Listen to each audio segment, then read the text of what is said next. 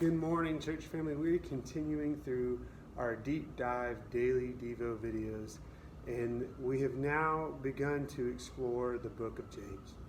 And this morning we'll be in the book of James chapter 1, verses 13 through 18. Why don't we go ahead and read it together? Let no one say when he is tempted, I am being tempted by God, for God cannot be tempted by evil, and he himself does not tempt anyone. But each one is tempted when he is carried away and enticed by his own lust. Then when lust has conceived, it gives birth to sin, and when sin is accomplished, it brings forth death. Do not be deceived, my beloved brethren. Every good thing given and every perfect gift is from above, coming down from the Father of lights, with whom there is no variation or shifting shadow. In the exercise of his will, he brought us forth by the word of truth, so that we would be a kind of first fruits among his creatures. In this passage, I think there are two key truths that are made very clear. And the first one is the difference between testing and temptation.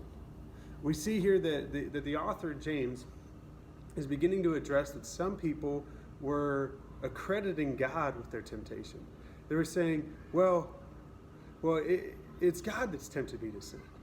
And further context to this is revealed if you look at the words used. The word for tempting has a partner and family word that is often used for trial. And what many theologians believe is what James is beginning to address is that there was a group of believers that were saying that because I'm going through trial, that was a cause for my sin.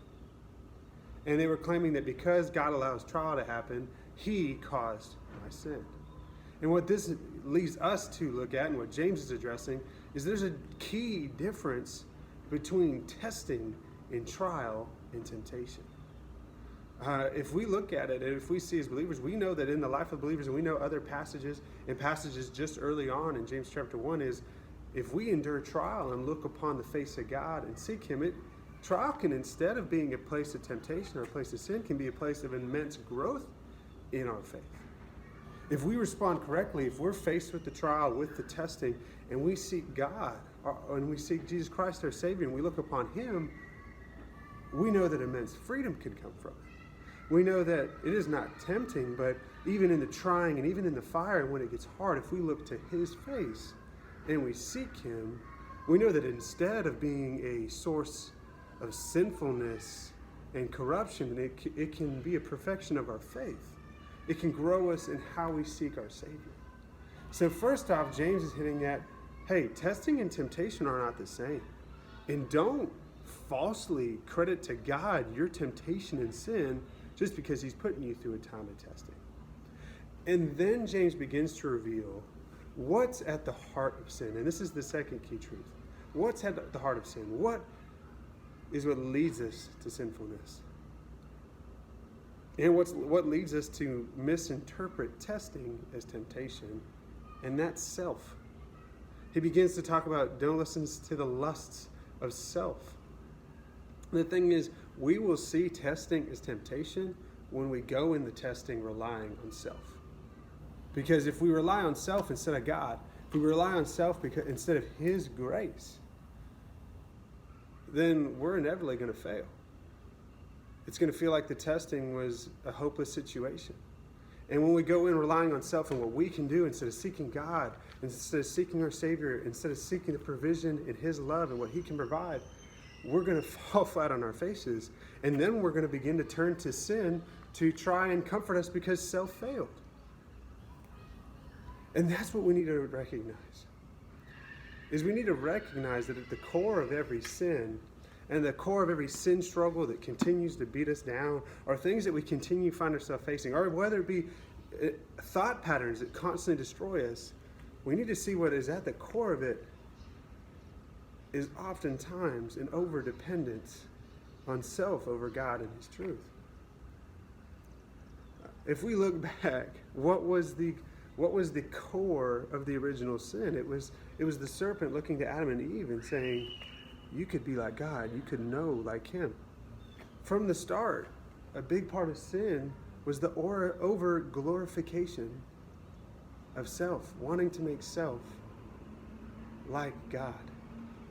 And so what we must recognize is that what's at the core of many lustful desires, many sins, many things that lead us astray, what's at the core of us taking testing and saying, that was just temptation, I was bound to fail, is when we're relying on self and not God.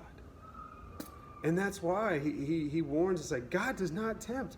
God does not lead you to sin. And instead, in verses 17 and 18, he says, every good thing comes from God. And he wants to redeem you. He wants you to be the first fruits of his creation.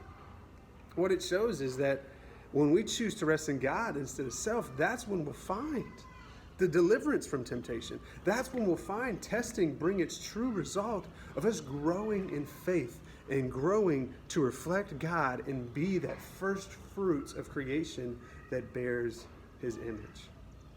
So, church family, let's look at the areas where self is still too much of a voice and where I still make me the corner piece of how I get through things, or where I make my pride, my desires, the true motivation, and not God's love. And where I depend on myself instead of him to get me through the trial. May we see the beauty that can come from testing when we turn to the God who loves us and who is guiding us and who can give us all the strength we need for that testing.